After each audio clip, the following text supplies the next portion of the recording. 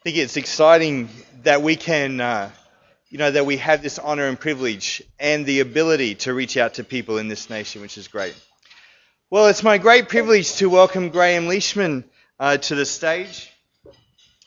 You've got his bio there. One thing that so thrills me about Graham, that he is a man of integrity and a man of his word. And what he says, he puts into practice. So that's one of the main reasons I'm so glad you're here to speak with us today. So Graham, welcome to stage. Let's give him a welcome this morning. Thank you. Let me pray for you. Let's pray for him, hey? Father, thank you that you use this man mightily around this nation and around the world. Father, thank you for the message that you've placed on his heart to share with us today, Lord. And I just ask for ease of sharing. And Lord, what's on your heart will come through to us this day. In Jesus' name, amen. Thanks, please. Well, welcome everyone. It's a privilege to be here. Can you hear me out the back? I've got a soft voice, so if I drop it, please lift your hand up and... Okay.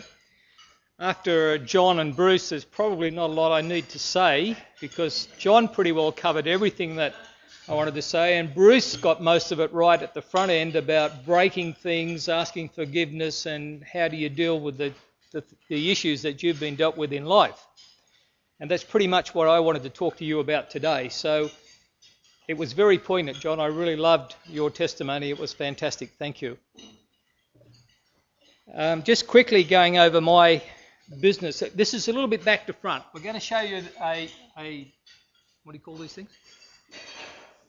Slideshow of the businesses that I'm involved in now, but then I want to go back 20 years and show you where I came from and the problems that we had and how God blessed and opened up opportunities for me. So we might just quickly go through this. This is the businesses that we are involved in today, and where they are there. A number of transit companies. We're in public transport in Western Australia, South Australia with Torrens Transit and Swan Transit. We operate boats, Big Red Cat, Stradbroke Ferries. We've got retirement villages, Renaissance Retirement Village here. It used to be the Manor Group, if you know the Manor Group. We're into Uni Resort, which is student accommodation at Mount Gravatt. And we've got some self-storage facilities in Western Australia. Some of my partners here, three with Neil and Lance and myself, that started the transit operation back in '96, and Clint and Adam that work in it now and are sort of pushing the old dogs out and taking over with the new ones. So some of the operation there in some of the buses in, what's that one? Is that Adelaide, Perth? Okay, Swan Transit in Perth operates 47% of the public transport system, buses only, not trains, in Perth, and we have 11 depots, 595 buses and approximately 1,000 staff in Western Australia. Torrens Transit in Adelaide, 30% of the bus services in Adelaide we operate there, 4 main depots, 260 buses, 500 staff, and that's the areas. The ferry operations here in Queensland, the Big Red Cat, which you may have heard of, Stradbroke Ferries, Bay Island Transit down at Russell, Carragara, Macleay, etc. Gladstone Ferries, where we're developing a business up there with a large American company called Bechtel to provide transit to Curtis Island for the building of the LNG plants. Bay Island Transit, it's one of our boats, moves how many people? Get a bit quick. Anyway, Big Red Cat goes to Stradbroke Island, and we've been operating that for about 5 years, I think now. Now this is a great bit of advertising. You may have seen this on TV the other day. Did you see it? True story. It went all around the world. Almost went viral, they tell me. And those that didn't see it, anyone didn't see it? Well, the story was that there were some Japanese gentlemen in this little car here that were following their GPS to drive to Stradbroke Island. And they followed the GPS straight into the bay. Happened last week. So, as I said, that was made national news around Australia, and Adam tells me even got some Google alerts from Oman and other countries throughout the world where this took place. Gladstone Ferries, we're building a whole stack of vessels up there at the moment. We're operating a paramedic boat here for the island, which has facility for 3 people for emergency evacuations from Curtis Island, where they're building the LNG plants. The 200 passenger boat here that transfers passengers and workers to the island. 400 passenger boat here, which does the same thing, only a lot more of them, of course. It's a bit of a monster, that thing. This is the real monster. That's a picture of 3 barges we're building in Korea, China at the moment, which will cart 12 B-doubles across to the island on each transship. So Adam's actually going up to China on Sunday, I think. And that boat will be launched. Our first large barge will be launched on Tuesday next week, God willing. Stradbroke Ferries, an operation we took over just before Christmas to run to the island. Stradbroke Ferries has been operating for over 40 years, and the old management were tired and wanted to get out, so we were the ones that have picked it up and taken up with that. We have a lot of plans for Stradbroke Ferries, building new boats, new barges, etc. We're also shortlisted one of 3 to run the Sydney ferry operation. There were 20 applicants to the New South Wales State Government to operate that service, and they whittled that down to a shortlist of 3. We're on that shortlist, the only Australian company to be on that shortlist. The other operators would be a very large French company called Veolia and a very large English company called Serco.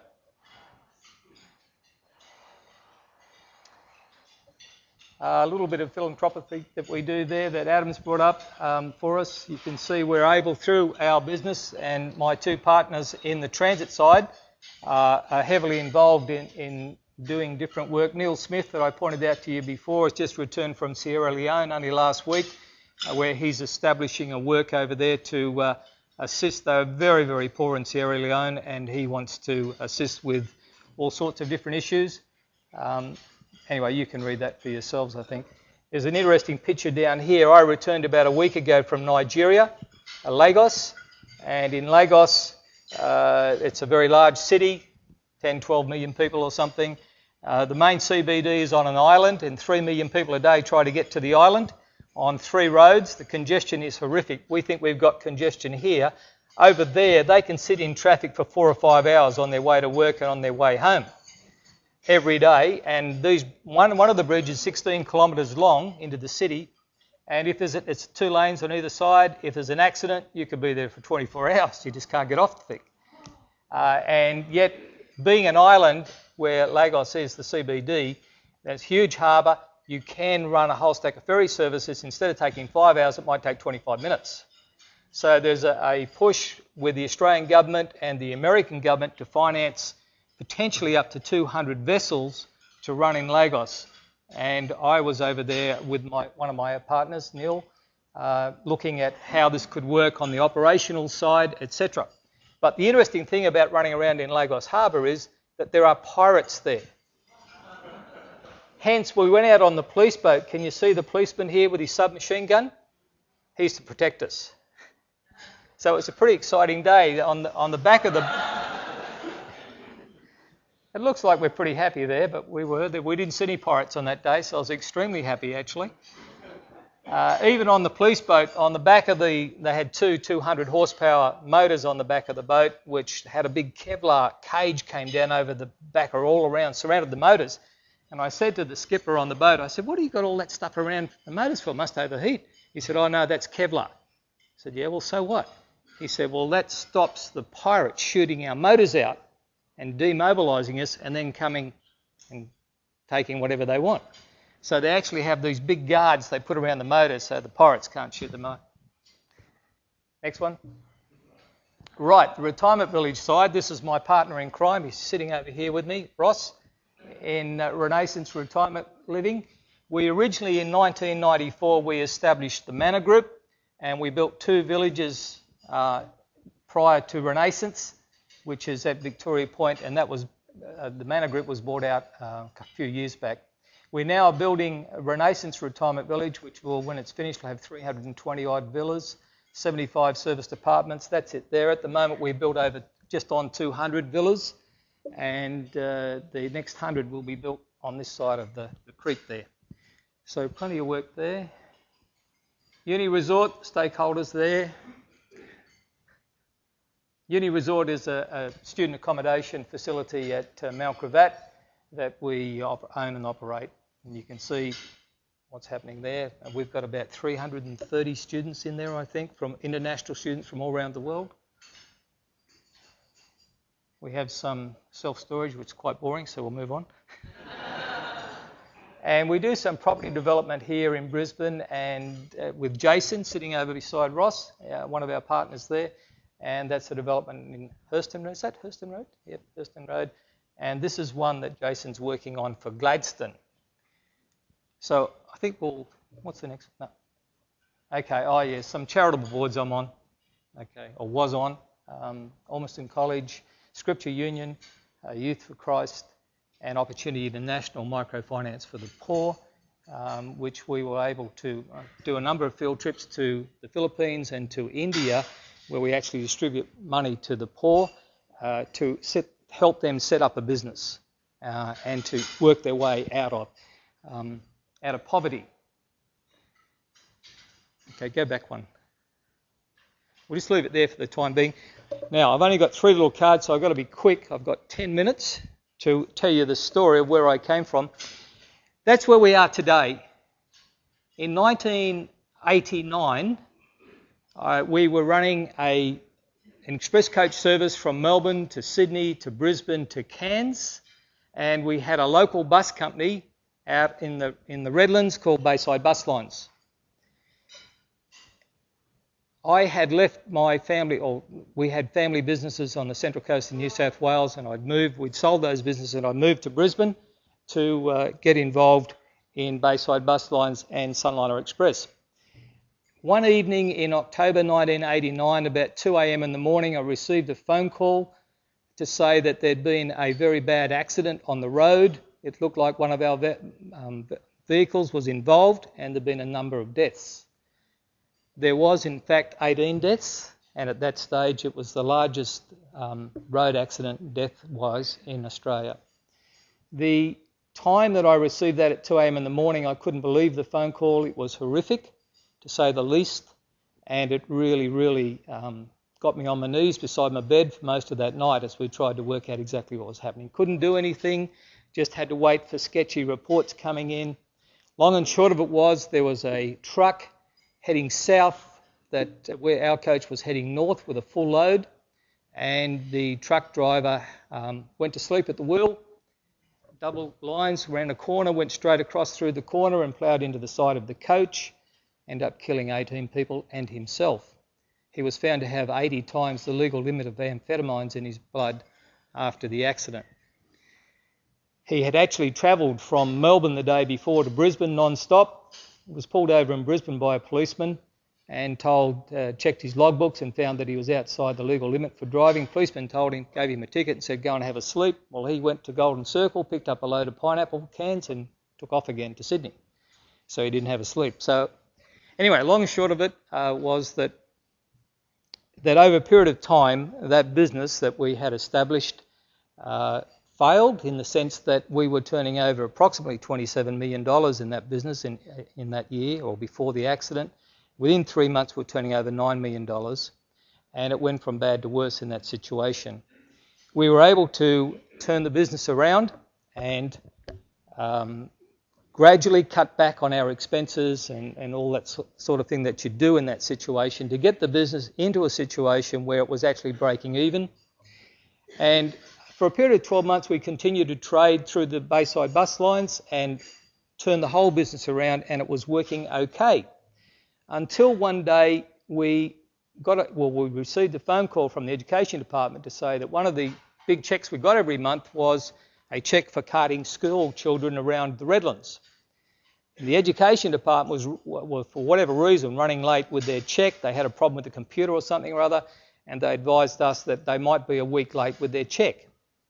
I rang the bank manager that we were using because things were pretty tight in that situation, I can assure you. And I said, look, the interest payment's due next Monday. The education department that we always pay the interest payment with is going to be a few days late. So, I apologise, but not much I can do. He said, not a problem. We understand those things happen. It's fine. So the cheque was late and it came in about 3 days late, and then we paid the bank. A few days later, I received a phone call from someone in the bank in the insolvency section of the bank who rang me up and said, we need you to come to Sydney to have a meeting. And we said, sure. And what's it all about? I said, well, you just come to Sydney. So we went to Sydney, went into his office and said, you've defaulted. I said, defaulted? What are you talking about? He said, you were late with your interest payment. And you were 3 days late, and on that basis, we believe that you've defaulted on your loans. I said, oh, okay. So he said the immediate action of the bank was that they were going to increase their interest rate from 17% that they were charging us at the time. You think you've got high interest rates now? These were the good old days. This was the recession we had to have, for those that remember back then. And he increased the interest rate to 23%. Penalty interest, 6% on top of the loan. So we were staggered about this, and at the same time he said that he wanted to put an investigative accountant in to do a health check on the business because he didn't believe that we could survive. And I said, I'm sure I can't survive on 23%. Anyway, long story short, he was going to put a firm in to do the investigation and to get a report back to the bank to see if we could survive. And when he was doing that, he mentioned the name of the firm, and I said, well, hang on. That firm has an insolvency section in their firm, and this could be a conflict of interest. So by the way, we had to pay for the investigative accountant's report, something like $20,000, which really, really hurt because it sort of wrecked all our cash flows. Long and short of it was that I said, I'm not prepared to allow an investigative accountant to come in that is attached to an insolvency section in the business, in the same business. So he said, all right, that makes sense. We'll find someone else. So he got another one and told me that they didn't have an insolvency section in the business, and the gentleman came out and did his research and gave the bank the report, and we didn't get to see the report for quite a while, and then we received a phone call to say, come to Sydney and we will discuss the investigative accountant's report. So we went to Sydney again, being humbled, and sat down with the guy, and as we sat down, he said, I just want to advise you that we've appointed the receivers to your business. They've taken possession of your office right now while you sit here. They've taken the keys, they're changing the keys, and the investigative report from the accountant showed that you cannot survive. Now, I should say, at this point, we're paying 23%. We've been paying it for 3 months, and we had not defaulted on any interest on any payments other than we were late with the education department check. We owed the bank $2.3 million in those days, which is probably a lot more money than it is today, but that's what we owed them. We had a settlement occurring on a parcel of land on one of our depots that we'd had rezoned to a retirement village in Whites Road, Manly, which was supposed to settle at the end of March for $1.5 million, and we owed them $2.3. They put the receivers in on, I think it's about the 16th, 17th of February. He wouldn't. I said, well, hang on, we've got a settlement occurring on the loan here, and we'll be able to pay 60, 70% of the loan back in 5 weeks. He said, it won't settle. That property won't settle. They're not going to settle. It was with a company called Pioneer Homes, which was quite a large company.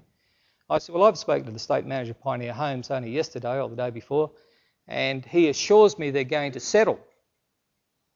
They settled on the end of March. They got their $1.5 million, and we owed them $2.3. So within 5 weeks, over 60% of the loan had been repaid to the bank. So I rang the guy and said, listen, this is ridiculous. Can we move the receiver out now? You've got 60% of your loan back. And he said, I don't want to talk to you, and if you want to have any correspondence with me, put it in writing. So what had happened was that they made a monumental mistake, and they were locking up shop and didn't want to talk to us. We found out a little while later on through another bank employee that left the bank, couldn't work there any longer. I won't mention the name of the bank. And he rang me and said, Graham, I want you to know what happened with the bank. And I said, well, I can't understand it. They seemed to be hell-bent on just sending us bankrupt. He said they were. The particular gentleman that you were dealing with that was his whole aim, was to send you bankrupt. I said, but why? What was the issue? He said, well, there was a position in the bank that had become available for someone to be promoted into, and it was this gentleman and our normal bank manager had both applied. So this gentleman, we'll call him Alan, was trying to embarrass Bob, our normal bank manager, so that he didn't get the job. So he was destroying, and I was told there were 3 other businesses that he also destroyed to put Bob Rehberger in the bad light from the bank's point of view so that he could get the job. So, anyway, where did that leave us? We're out on our backside, so to speak. We had, reasonably large business. I was a fairly important person, running around doing all sorts of situations up and down the east coast of Australia, working on the business. We also had day tour operation in Cairns and day tour operation in Brisbane, so it was a big business. And I was an important person, and all of a sudden, I was nothing. I was on my backside, no work, no income, broke, basically. One other thing I should have told you was that when the bank decided what they were going to do, and the investigative report came in, I said, well, look, I have another property that I'm prepared to put up as additional security because they were concerned about the amount of security in the discussion. And the gentleman said, no, don't want any more security from you. Properties are worth nothing. So therefore, you just haven't got enough security there to warrant the loan. This is before the 1.5 was paid in, and he wouldn't take the additional security. And if you remember the picture of Renaissance Retirement Village, when we go back there, 25 acres adjoining a shopping centre, and he said it was worth nothing. Best decision he ever made.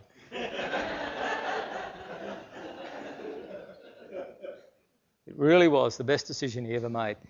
And even then, I could see where it was headed, but nevertheless, geez, it's 8:10 already.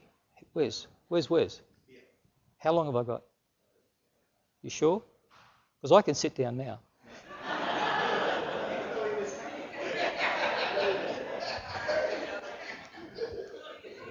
You want to hear the story? Okay, the rest of it is, I was shattered. I was ashamed. I couldn't walk down the road without feeling shame. I'd been involved, my company was involved with the worst bus accident up until that point in Australia's history. I'd been closed down. I'd walk down the road. I'd see some of my ex-employees who didn't know what was going on and look at you with a smirk on their face, and probably rightly so. So I'd been taken from way up here and I'd been dumped on the floor. All the material things had gone. The only way that Jan and I could survive with our children was we were forced to sell our home. There were no hidden secret bank accounts anywhere. Everything we had was in that business. I believed it was going to survive, etc. So we put everything into the bus company, and we had nothing left over other than some assets. We had some properties, but they weren't income producing. And anyone that's got a property that's not income producing knows what that means. They're taking it out, and your land tax, rates, it just goes on and on and on. So you've got to find that money to pay those bills. As we went on, I found that I became more and more reclusive. I was under severe depression at times. And I can remember after we'd sold our home and moved into this rented home, which was absolutely horrible place, and I had nothing to do, really. So I used to take the kids to school in the morning, go and pick them up. Adam was about 12 at that time. Jonathan was only 7 or so. What I did find out during that period was what are the things that are really important in life? Is it the material possessions? Is it the nice home, the smart, the good-looking car? Is it all the side benefits that money brings? Or is it relationships? Is it your family? Is it your loved ones, etc.? So I had a complete reorganisation of my life. I'd gone from this area over here was run around like Mr. Importance to absolutely nothing. No power, no position. And I think most gentlemen in the room know that we get a lot of our, our feeling of feeling of worth through the status of where we work and what we do. And I had all that stripped away. There was nothing left. So I remember one day, this has been going on for quite a few months, where I've been out of work, etc., that I actually went home after dropping the kids at school. My wife was out, sat down in the room on the floor and started to cry because I just had nothing. And I had been, I suppose, unfaithful with God. I'd been brought up in a Christian home. I'd been to Bible college for 2 years in Sydney before I came to Brisbane, etc. And yet, because of all this material stuff, this became really important. And I started to leave faith out of it, leave Christ out of my life. And as I went on, I realised that I had to do something. I mean, I was at the point where I was considering suicide. Not that I would have done it, but you think those thoughts, when there's nothing else, etc. What I did enjoy at that period of time was the freedom to be able to take the kids to school, to take Adam to tennis classes at Carindale, to take Jonathan to swimming classes, etc. And I started to find there were all these other things that were really important in my life, which I had been ignoring. But the interesting thing about all this is that I'm broke. I've got some assets, but they're costing me money. We've sold our house. We're in a rented house to survive. But there was one other thing that happened, and there's a verse in Isaiah which says, "Before you cried out to me, I answered you." You know that one? Before you cried out to me, I answered you. And there was a property that I'd bought to build a bus depot on. When we were selling that property in Whites Road, which was the bus depot, we were renting a bus depot in Cleveland and we needed to build a new bus depot. And I'd been searching around for a parcel of land to build a bus depot on in the Cleveland area. Couldn't find one. It was industrial land, just almost impossible. And then one day I received a phone call. This is before all this started to happen. And from an agent, and he said, "Look, I've got a parcel of land that might just suit you and you might be able to get it rezoned." So long story short, I had to buy this thing basically with 24 hours notice. The guy that was selling it needed to sign contract within 24 hours or he couldn't sell it. I did some quick phone calls to the Shire clerk. It was on a Saturday actually, and I said, "What would be the chances, Bob, of getting this rezoned?" He said, "Yeah, I think we could do that for a bus depot." Anyway, I bought it. I signed it and bought it. And a few months later, I actually went into the council and said, "I want to talk about, getting this thing rezoned." And the gentleman sitting on the other side of the table, his name was Dennis. Dennis said, "Graham," he pulled this plan out and he laid it on the table and had all these blocks of land on it. I said, No, Dennis, that's not my land.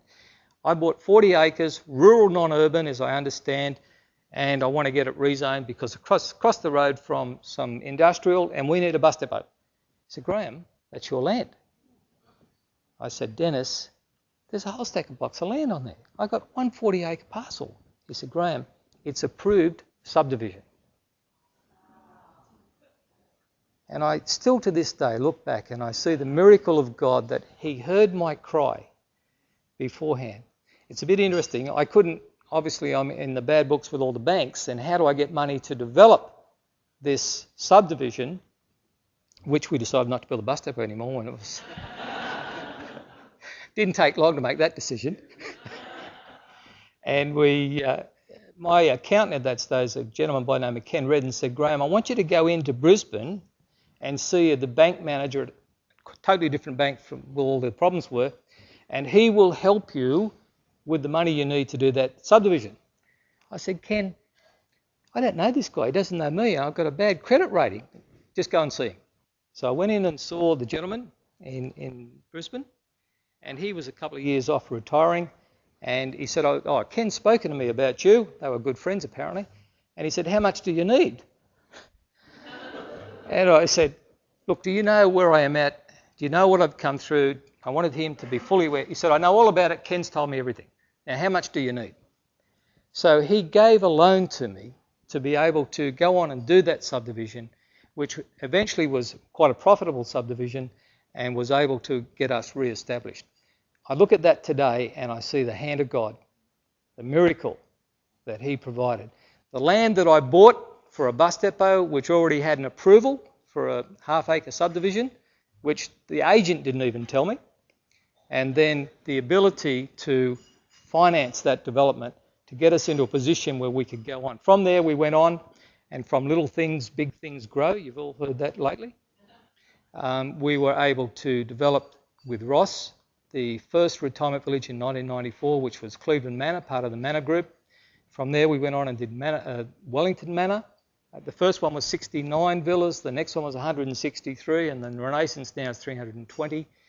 And then not long after that, my partners in the bus side of things we'd all gone different directions because we had nothing uniting or bringing us together.